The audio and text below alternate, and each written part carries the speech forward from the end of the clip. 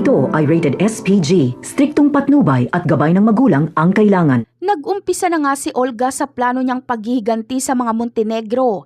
Inuna na nga niya si Don Julio na walang kalaban-laban dahil pinasok mismo nila ito sa kwarto at sapilitang pinainom ng lason. Pinagmamasdan nga lang ito ni Olga habang unti-unti itong nawawala ng buhay.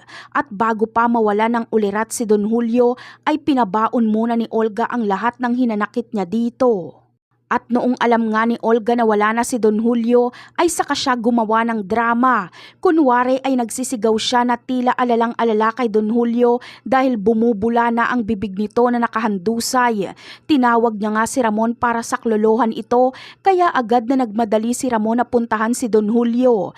Ngunit sawing palad na itong nailigtas ni Ramon dahil sinadya talagang patagalin ni Olga na ipaalam na nilason si Don Julio para masiguradong patay na talaga ito.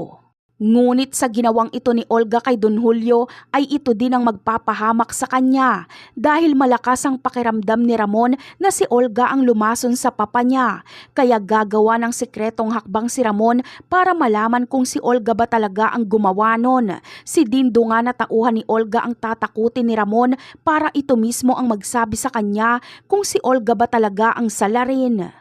Kaya naman, kahit masyadong loyal nga itong si Dindo kay Olga, ay mas takot naman ito kay Ramon.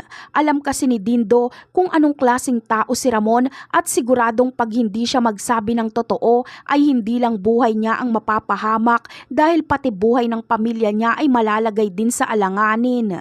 Kaya wala nang choice pa ang tauhang ito ni Olga kundi ikanta siya para sa kaligtasan niya at sa kaligtasan ng pamilya niya.